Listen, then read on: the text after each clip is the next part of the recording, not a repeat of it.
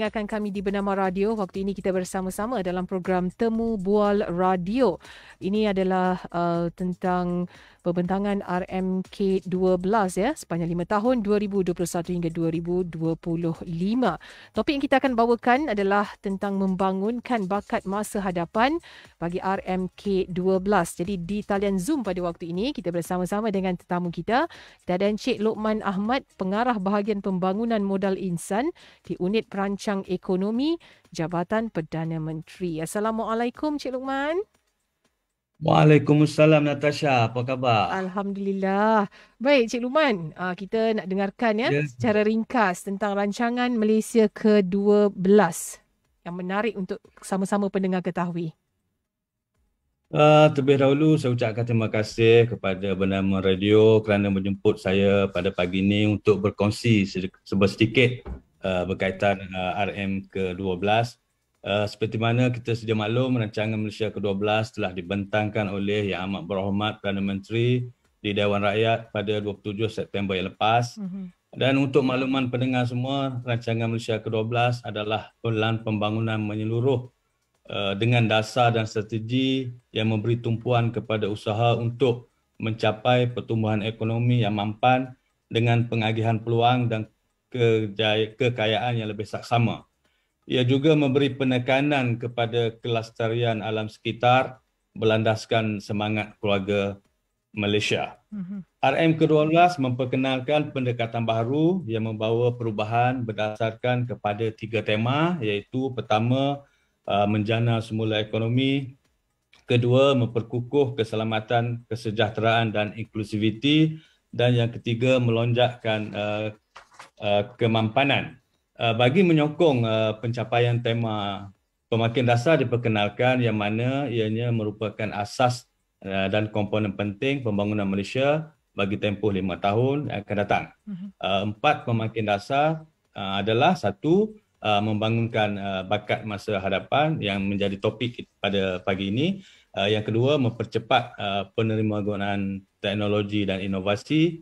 Yang ketiga, menambah baik ketersambungan dan infrastruktur pengangkutan dan memperkukuh perkhidmatan awam. Yang kelima, selain tema dan pemakin dasar, terdapat 14 pemacu perubahan yang merupakan idea baru yang inovatif untuk mencetus anjakan pemikiran serta mengubah pendekatan dalam pembangunan negara yang telah diperkenalkan dalam rancangan Malaysia ke-12. Dengan pelaksanaan dasar ini, Natasha, Malaysia akan menjadi sebuah negara berpendapatan tinggi dan mempunyai kualiti hidup yang lebih baik. Itu harapan kita, insyaAllah. Baik, insya-Allah. Dan kalau kita lihat juga rancangan Malaysia ke-12 ini sepanjang 5 tahun ya, 2021-2025 telah juga menetapkan hala tuju ekonomi negara untuk jangka sederhana ke jangka panjang. Jadi menurut pandangan Encik Luqman sendiri, bagaimana penekanan ini dapat direalisasikan dan apa sasaran yang ditetapkan oleh kerajaan? Terima kasih Nasa. Rancangan Malaysia ke-12 merupakan rancangan jangka sederhana. Bagi merealisasikan hala tuju ini, kerajaan akan memberi tumpuan kepada mengembalikan semula momentum pertumbuhan sektor ekonomi utama dan melonjakkan pertumbuhan industri strategik dan berimpak tinggi serta perusahaan mikro, kecil dan sederhana untuk meletakkan pertumbuhan pada trajektori yang mampan dan juga untuk mengukuhkan kedudukan Malaysia dalam rangkaian bekalan global. Untuk itu, Malaysia akan beralih kepada ekonomi yang bernilai tambah dan berkemahiran tinggi serta menjadi sebuah negara berpendapatan tinggi yang dipacu oleh teknologi termaju. Dalam tempoh 5 tahun akan datang, usaha bersepadu akan dilaksanakan untuk mencerdaskan semula 5 sektor ekonomi kita, iaitu satu, perkhidmatan, pembuatan, pertanian, pelombongan dan akhir sekali pengkuarian serta pembinaan. Sasaran Malaysia adalah yang paling penting adalah kita nak pertumbuhan KDNK kita pada kadar 4.5 hingga 5% setahun dalam tempoh RM ke-12 dan purata pendapatan isi rumah dianggarkan sebanyak RM10,000 sebulan pada tahun 2025. Baik ya, cukup menarik itu dia, iaitu seperti yang dikongsikan oleh Encik Luqman, dalam tempoh 5 tahun akan datang usaha bersepadu akan dilaksanakan bagi mencerdaskan 5 sektor ekonomi: perkhidmatan, pembuatan, pertanian, perlumbungan dan juga pengkuarian serta pembinaan. Dan bila kita bercakap juga Encik Luqman kan tentang pembentangan ekonomi yang bakal kita kecapi dalam tempoh RMK 12 ini, apa agaknya prospek pertumbuhan kerja bagi keluarga Malaysia ni? Satu soalan yang bagus, Natasha. Rasanya tak lengkap kalau kita berbincang berkaitan perkembangan ekonomi tanpa kita menyentuh tentang pertumbuhan kerja. Kerana pertumbuhan ekonomi memerlukan tenaga kerja yang mencukupi dan berkualiti. Berdasarkan unjuran yang kita buat dan mengambil kira senario ekonomi semasa, dalam tempoh rancangan Malaysia ke-12, jumlah tenaga kerja diunjurkan seramai 16.1 juta dengan purata pertumbuhan tahunan sebanyak 1.4%. Untuk ini, berdasarkan prospek pertumbuhan ekonomi sebagaimana saya nyatakan tadi, sebanyak 1.054 juta pekerjaan akan diwujudkan dalam tempoh 5 tahun akan datang. Kalau dapat saya perincikan, pewujudan pekerjaan baru mengikut sektor adalah seperti berikutlah. Bagi sektor perkhidmatan yang merupakan penyumbang utama, akan menyumbang sebanyak 728,000 pekerjaan ataupun 69% daripada keseluruhan pekerjaan, diikuti oleh sektor pembuatan sebanyak 179,000 pekerjaan dan sektor pertanian sebanyak 118,400 pekerjaan, dan bakinya adalah daripada sektor pembinaan dan perlumbungan. Ini adalah selaras kalau kita tengok dengan sumbangan sektor-sektor ini kepada KDNK. Dan berdasarkan pertumbuhan ekonomi juga, kita mengunjurkan komposisi tenaga kerja mahir di negara kita akan meningkat. Sekarang pada kadar 28.2% pada tahun 2020 kepada 35% pada tahun 2025. Ini bermakna seramai 5.7 juta pekerja kita adalah pekerja berkemahiran pada tahun 2025. Sangat menarik ya. Baik, dan untuk anda yang baru saja dengarkan kami di Bernama Radio pada waktu ini, kita dalam program Temu Bual Radio, tetamu kita ada Encik Luqman Ahmad, Pengarah Bahagian Pembangunan Modal Insan di Unit Perancang Ekonomi Jabatan Perdana Menteri, dan kita bawakan topik tentang RMK 12. RMK 12 membangunkan bakat masa hadapan. Ya, sangat menarik. Yang antara yang dikongsikan oleh Encik Luqman tadi, banyak sektor-sektor yang menjadi sasaran lah ya penciptaan pekerjaan.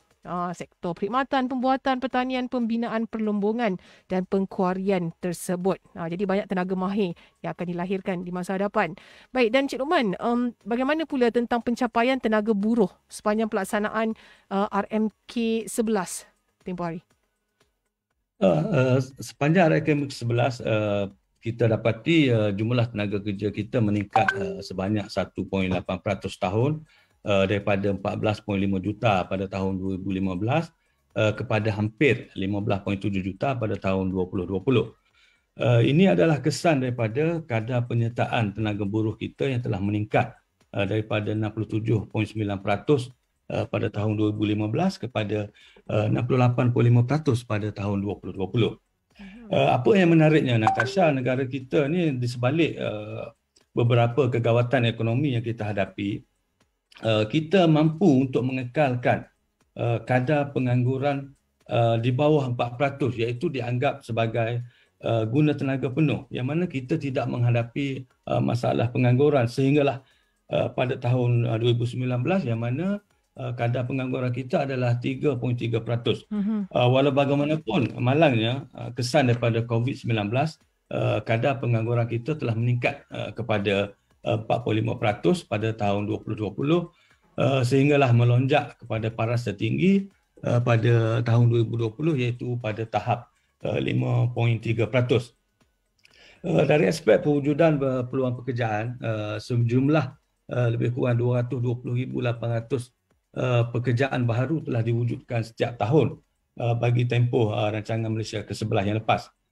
Sebahagian besar pekerjaan yang diwujudkan adalah dalam sektor masih lagi sektor perkhidmatan, iaitu purata sebanyak 213,000 pekerjaan setahun, diikuti oleh pembuatan sebanyak 34,600 pekerjaan setahun.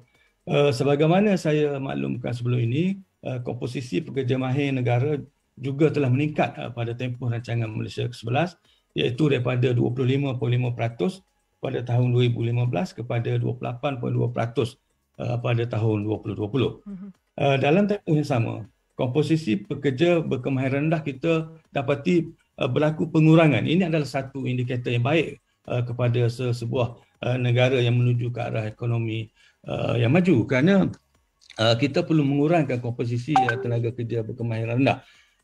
Pencapaian kita dalam aspek ini adalah disebabkan oleh kita berjaya mempercepatkan proses automasi dan mekanisasi di pasaran buruh, dan pada masa sama kita berjaya mengurangkan kebergantungan kita kepada tenaga buruh asing yang berkemahiran rendah. Itu Baik. pencapaian. Itu dia tentang RMK11 yang lalu kan, dia tentang pencapaian tenaga buruh dan bidang keutamaan kerajaan, Encik Luqman, dalam membangunkan bakat masa hadapan ini. Agaknya bidang apa tu, dan sasaran utama yang hendak dicapai itu adalah yang bagaimana? Menuju ke hadapan, kita tengok dalam aspek tenaga buruh, kita lihat kepada dua sudut, iaitu yang pertama dari aspek permintaan tenaga buruh, iaitu kita akan menjajarkan semula pasaran tenaga buruh kita untuk pertumbuhan yang inklusif dan mampan. Dan dari aspek penawaran pula, kita akan membangunkan bakat kita ataupun tenaga manusia kita ke arah yang tersedia pada masa hadapan. Antara sasaran utama yang kita kena pasti bagi pasaran buruh adalah memastikan pampasan pekerja kita kepada KNNK meningkat kepada 40% pada tahun 2025 berbanding kadar sekarang pada 37.2%. Ini bagi memastikan pekerja kita mendapat gaji dan upah yang setimpal dengan produktiviti yang mereka hasilkan. Target kita yang kedua adalah untuk memastikan gaji dan upah penengah bulanan kita meningkat kepada 2,900 pada tahun 2025 dan pertumbuhan produktiviti buruh bagi pekerja adalah sebanyak 3.6% pada tahun 2021 hingga 2025.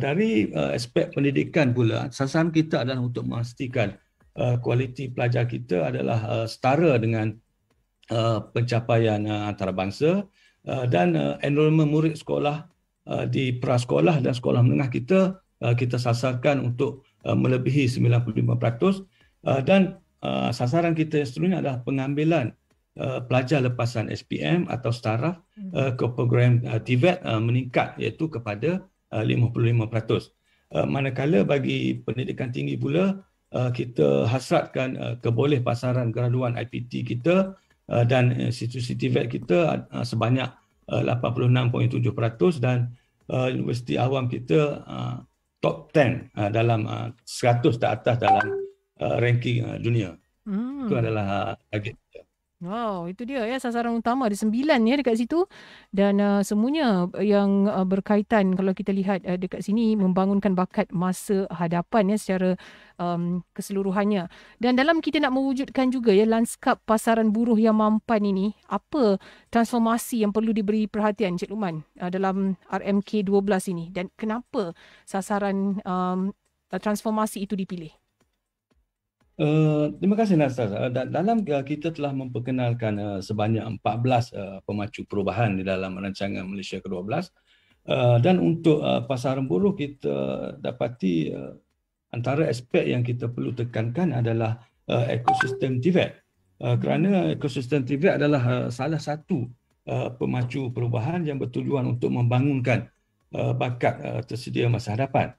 Pemacu perubahan TVET ini dipilih supaya kita dapat membentuk ekosistem TVET yang kukuh dan akan menjadi teras utama kepada pembangunan sosioekonomi Malaysia.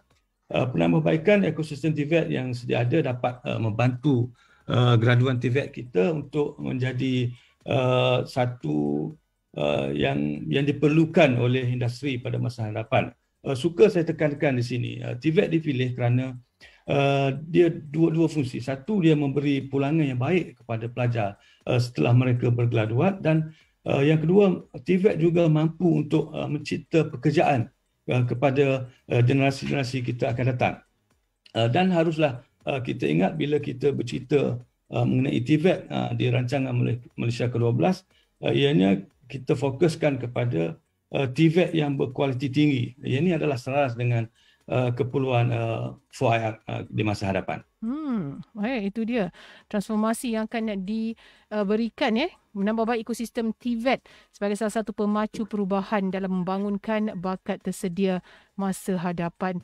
Dan dalam pada itu juga kan Encik Luqman kan, apa antara usaha bagi meningkatkan kadar penyertaan dalam program-program pendidikan, contohnya macam pendidikan sains, teknologi, kejuruteraan dan matematik STEM ini di peringkat menengah atas. Adakah sambutan daripada pelajar-pelajar ni memang tinggi ataupun bagaimana? Terima kasih Natasha. Kita sedar, kerajaan sedar dari segi STEM ni dia dapati berdasarkan kajian kita dapati kadar penyertaan telah merosot sedikit daripada 40, dia punya rasio daripada 49-51 kepada 47-53 pada tahun 2020. Sedangkan pada masa yang sama kita memerlukan lebih ramai pelajar dalam aliran ini. Berdasarkan pemerhatian kita, antara faktor yang menyebabkan murid kurang berminat untuk mempelajari subjek berkaitan STEM adalah berikutan kurangnya aktiviti praktikal seperti menjalankan eksperimen di sekolah, terutamanya bagi subjek sains. Kita dapati pada masa ini kita mempunyai lebih daripada 12,000 makmal sains di sekolah, walau bagaimanapun terdapat banyak isu yang dihadapi seperti makmal tak selamat, makmal mempunyai isu keselamatan ataupun makmal tidak dapat berfungsi sepenuhnya. Menyedari hakikat ini, dalam tempoh rancangan Malaysia ke-12, kita akan memperkukuhkan pendidikan STEM untuk menyediakan murid bagi menghadapi 4IR, iaitu Fourth Industry Revolution. Makmal sains dan juga makmal komputer akan dinaik taraf.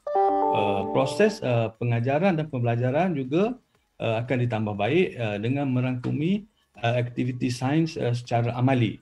Dan ini kita akan wajibkan kepada murid. Dan pada masa yang sama, kualiti guru kita akan pertingkatkan. Dua program latihan guru iaitu Inquiry Based Mathematics Education, IBME, Inquiry Based Science Education, IBSE, dan Inquiry Based Mathematics Education, IBME akan kita perluaskan untuk menambah baik pendekatan pengajaran dan pembelajaran. Di samping itu, kurikulum STEM yang baru dan terkini yang diterapkan dengan teknologi digital kita akan perkenalkan dalam tempoh rancangan Malaysia ke-12. Baik. Itu dia kan, ada penurunan tapi ada usaha yang dilakukan oleh pihak kerajaan untuk menambah baik penyertaan daripada pelajar-pelajar dalam bidang sains, teknologi, kejuruteraan dan juga matematik STEM ini terutamanya. Dan tentang bidang keutamaan dalam TVET sendiri, Encik Luqman, apa bidang keutamaan untuk TVET ni dalam membangunkan bakat masa hadapan pada pendapat Encik Luqman sendiri? Bagaimana agaknya tadbir urus TVET dapat ditambah baik? Sebab kita tahu pelajar-pelajar keluar TVET ni memang boleh buat kerja lah. Umpama dia sedemikian. Jadi bagaimana? Ya, Natasha. Pelajar TVET ni dia special sikit. Dia boleh bekerja dan dia boleh mencipta pekerjaan yang mana dia boleh menggaji orang lain. So, untuk itu kita telah mengenal pasti 7 bidang keutamaan dalam TVET yang dapat dibangunkan pada masa hadapan, iaitu yang pertama kita akan mempertingkatkan program TVET. Dalam hal ini program TVET akan kita kaji semula. Yang kedua, kita akan memperkasa TVET melalui pembelajaran digital bagi menghadapi cabaran 4IR. Yang ketiga, kita akan menangani isu berkaitan perpindahan kursus TVET. Keempat, kita akan merombak sistem tadbir urus TVET. Kelima, kita akan mempromosi jenama TVET bagi menarik lebih ramai pelajar mengikuti aliran ini. Keenam, kita akan tingkatkan kualiti program TVET, dan akhir sekali ketujuh, kita akan wujudkan pangkalan data TVET yang komprehensif. Kalau dapat saya perincikan bagaimana tabik urus TVET dapat ditambah baik, penambahbaikan TVET dibuat melalui 5 kaedah. Satu, penubuhan Majlis TVET Negara. Yang ini Majlis TVET akan dipengerusikan oleh Yang Amat Berhormat Perdana Menteri dan dianggotai oleh semua menteri bagi kementerian yang menawarkan kursus TVET. Yang kedua, kita akan bangunkan jenama TVET tunggal yang mewakili semua institusi TVET awam dan swasta. Yang ketiga, kita akan memanfaatkan teknologi termaju seperti realiti maya, realiti terimbuh dan kecerdasan buatan untuk melengkapkan pengajaran praktikal.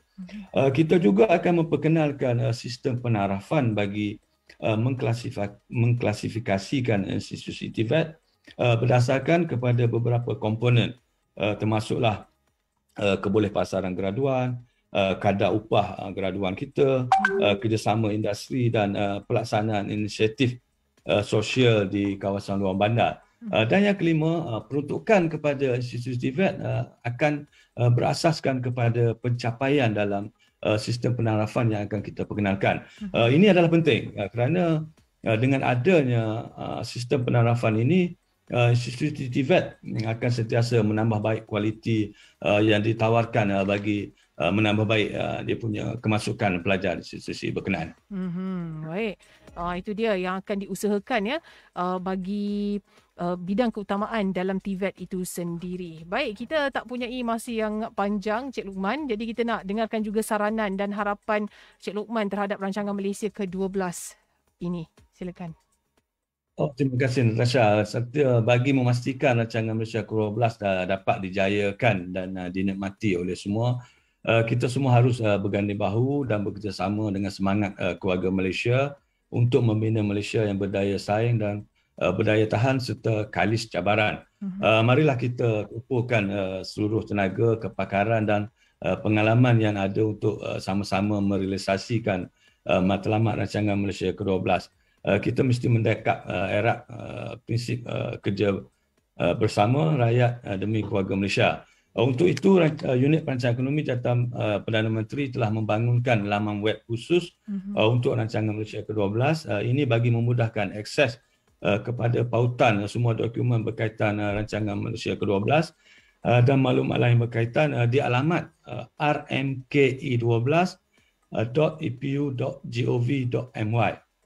Oleh itu, saya berharap semua pihak berkepentingan, pakar industri, CSCO dan orang awam dapat memuat turun dokumen dan mengisi ruang pendapat awam di laman web tersebut supaya kita dapat berkongsi pengalaman.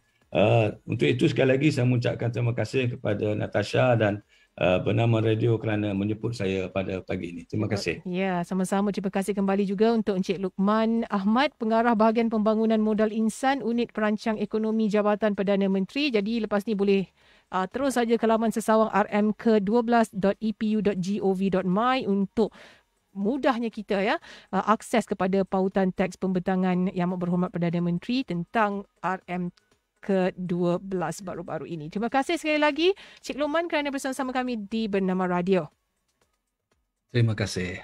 Terus saja dengarkan kami Bernama Radio, stesen berita bisnes pilihan anda. Stesen berita bisnes pilihan anda.